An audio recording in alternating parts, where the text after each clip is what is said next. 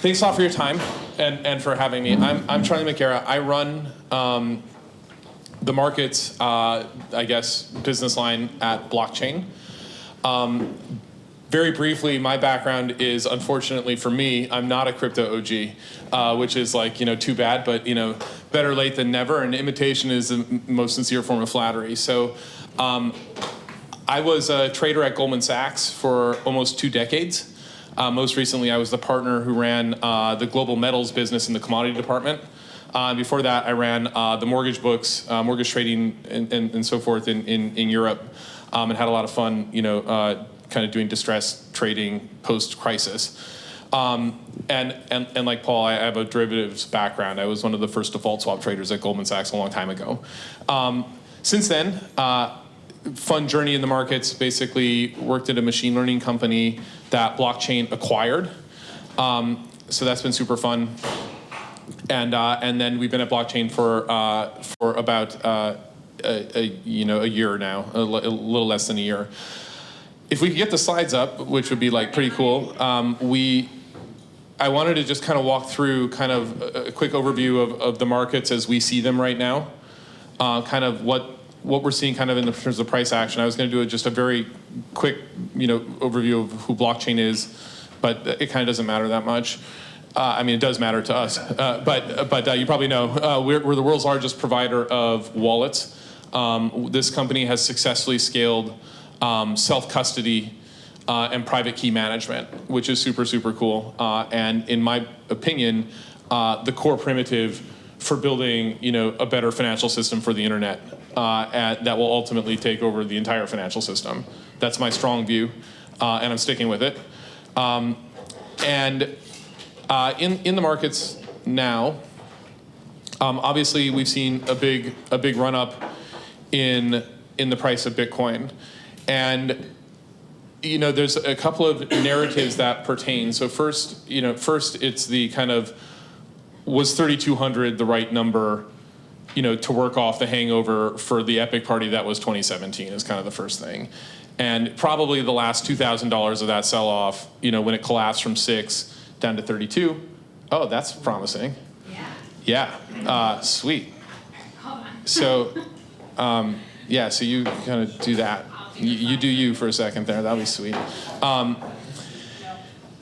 So that sell-off, right, was mostly driven by tax. That last leg of it was, true capitulation, like tax loss selling. And if you look at the UTXO vintaging on the chain, you can see that it was a fair amount of actually aged Bitcoins, people that were still deep in the money from pre-bubble, kind of going well, it's still kind of a life-changing amount of money. Now I'm out, and presumably that was also miner inventory, that sort of puking at the bottom, and since then, right, we've seen kind of rumblings of institutional inflow into the space, which really has to do with the infrastructure for larger pools of non-retail capital, institutional. Yeah, why don't we leave that up for a second? That was cool, but not so cool. Yeah, we've seen basically institutional capital begin to enter, and that's really great. And that meme, kind of pertained all through 2017. Like the institutions are coming with the launch of futures. That would be great. The problem is anybody who's ever sold new product to institutions would know that the process of getting a pension fund to commit to buying something is like a hugely involved governance process that requires a huge amount of DD and stuff. So this idea the institutions are coming, it's going to happen overnight. For anybody from the traditional markets, you go look, man, I've tried to sell gold bars to pension funds, okay? It's gold. It's been around a long time. It's not that hard to understand. It takes a long time. Okay, so when futures kind of launched, it was oh my God, now I can be short, right? And so unsurprisingly, that's kind of been what's happened. Futures launched, market goes down. Now, it's very easy to be short because there's lots of futures products out there. And now I think the meme for impending futures launches is actually what it was originally, which is this is another bridge into the asset class that provides reputational credibility and robust infrastructure for institutional inflow, and I think that's actually happening, which is really, really cool. So that's kind of one thing. And then the second thing is, I think equally as important, is that the macro picture has become incredibly supportive for hard assets. And that's because the Fed has pivoted toward being dovish, right? And you don't really see it in the price action in the dollar, right? Ordinarily, when the Fed is dovish, the dollar goes down. But the problem is the rest of the world is such a disaster that like the dollar is still kind of bid.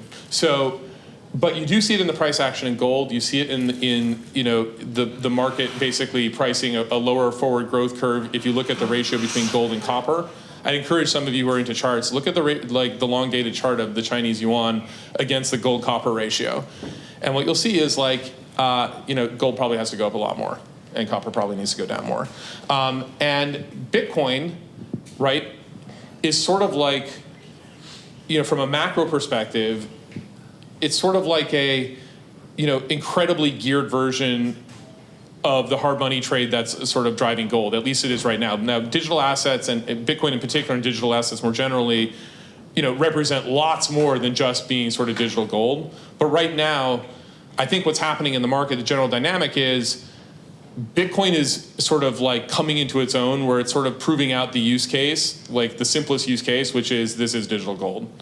And it actually works, and people believe that story. And when I go and talk to my former colleagues, I talk to people around the ecosystem, that's something that people find semi-sensible. And I had some very cool charts with some pretty cool analytics, I promise. Some of which are proprietary to blockchain, which I'll show you in a second. So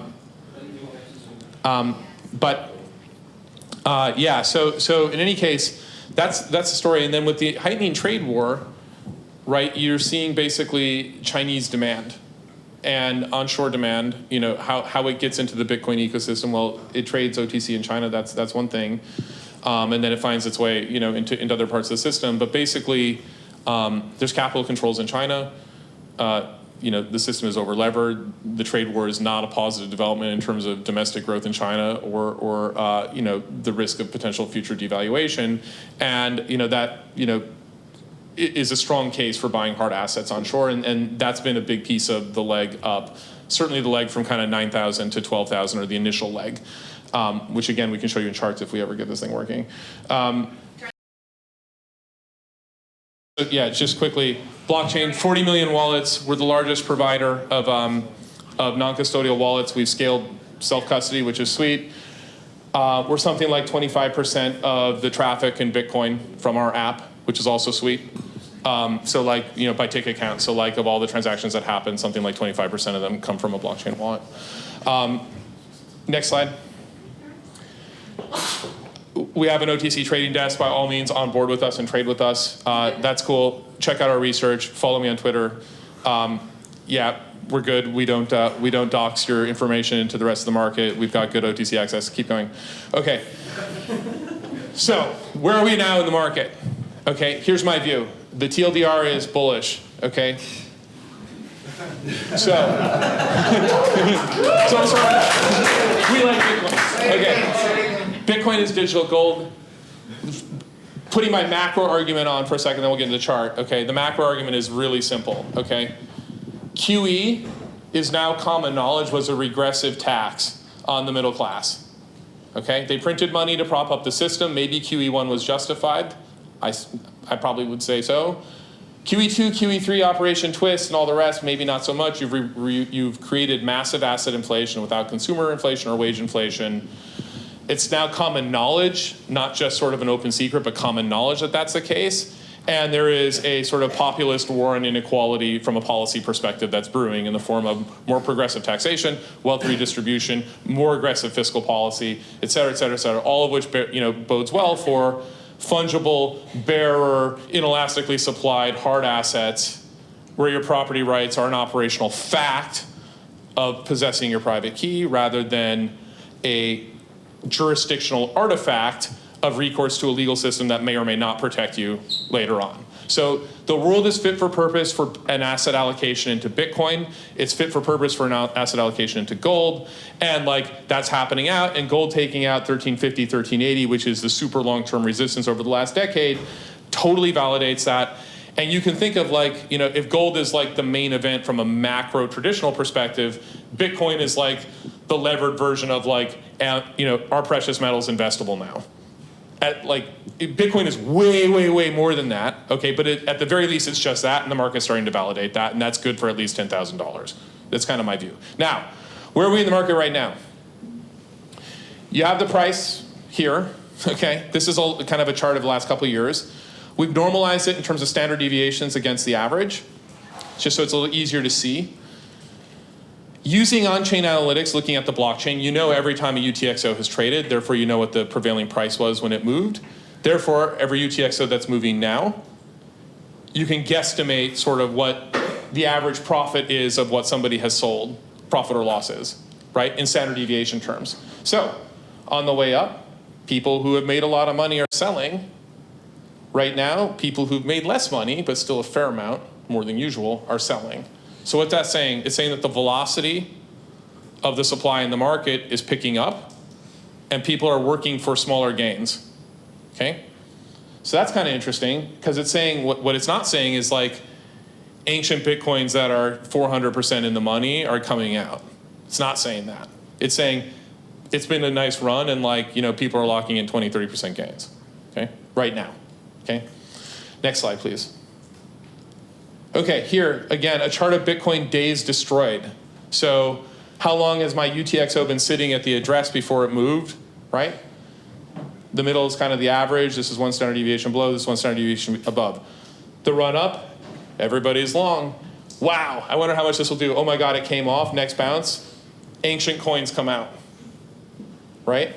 Okay, blah, blah, blah. Uh-oh, now we're down at the bottom. This might not last too long, I'm out, right? Then the big puke in December, ancient coins were coming out. Right now, no way. Like a little, okay? But basically the market's saying, I'm going up in price, and the people who've held it a long time are not selling.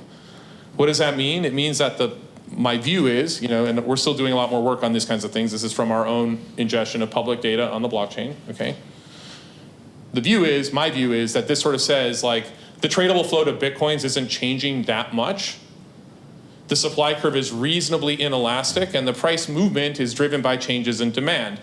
Econ 101, my supply curve is vertical or fixed. Maybe it's horizontal, but it's like, it's a fixed number. The price that's moving is a function of demand moving.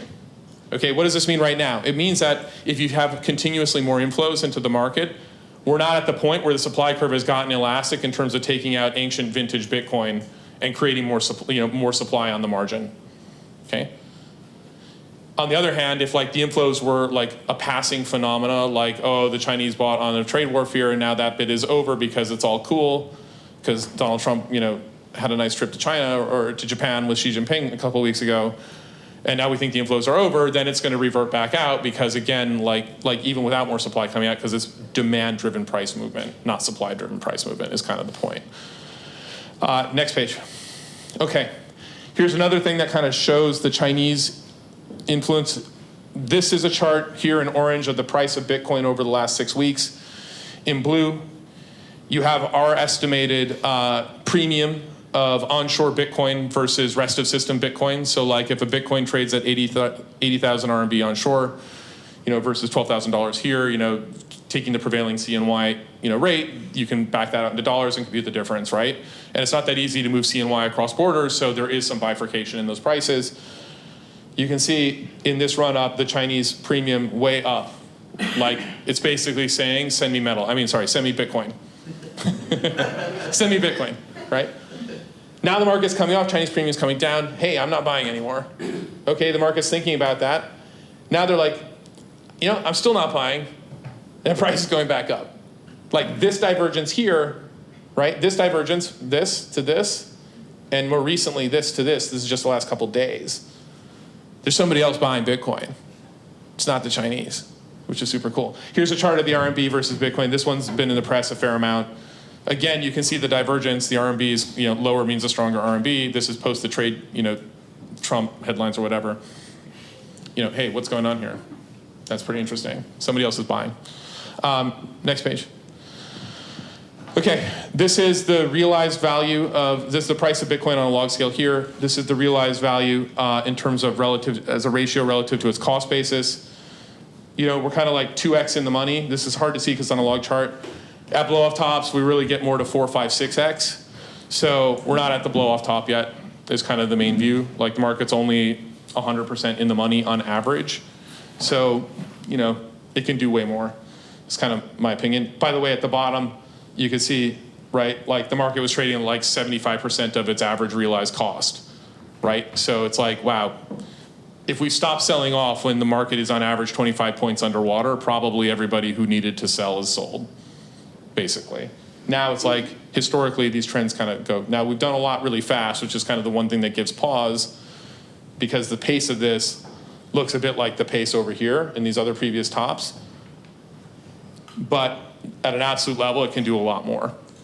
And again, when you put that with the fact that the infrastructure for the market is getting better and institutional inflows are actually coming in, and not just from China, but you know, from the Western system, pretty interesting. All right, next page. This is just some traditional technical stuff. I'll kind of go fast on this. My colleague Anna put this together. She's my one-stop shop for all things chart-based.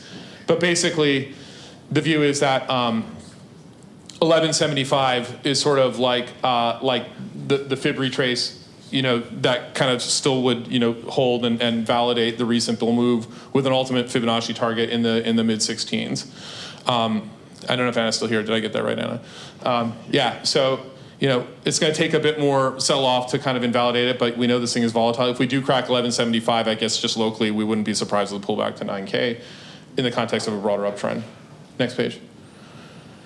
And yeah, these are kind of longer term fibs, you know, around, you know, based off of work around previous happenings. So this kind of longer term things. And like I said, I don't think 2 years out, you know, 60K, 70K, 75K is like totally unreasonable at all, right? Bitcoin, I think Willy Woo on Twitter, who I've never met, but seems like a super cool guy. You know, he's like, Bitcoin is just a tiny thimble to store value in. Right, like gold is a market cap of 9 trillion. Gold, you know, Bitcoin is what, like 200 and change now. It's just a tiny thimble to catch the ocean of the world's value movement. Should just keep moving. And then finally, I'll just say one note on the alts in terms of market view. You know, the alts haven't proven out a use case yet. Like smart contracts, unstoppable world computer. These are really great ideas. I hope they work. But Bitcoin is in the process now of proving out an actual use case as digital gold. Now, a self-sovereign, decentralized, censorship-resistant global attestation system probably has a lot more use than just digital gold. But we're proving out digital gold right now, and therefore it's not at all surprising that the market is leading in Bitcoin. Now in alts, like eventually if Bitcoin keeps going up, that bucket of value is going to get bigger and bigger. Because the alts are so damaged and beaten up, you know, if even a little bit of water sloshes over the top of that, like it doesn't take very much to fill those thimbles of value and jam them much higher from a market cap perspective. So the risk reward, I would say, is pretty attractive in alts. But you probably do need to see some overfill slop, and I think the way to do that is to see your retail chasing the institutional flow, but we're just not there yet, is kind of the view. So that's all I have to say. Thanks.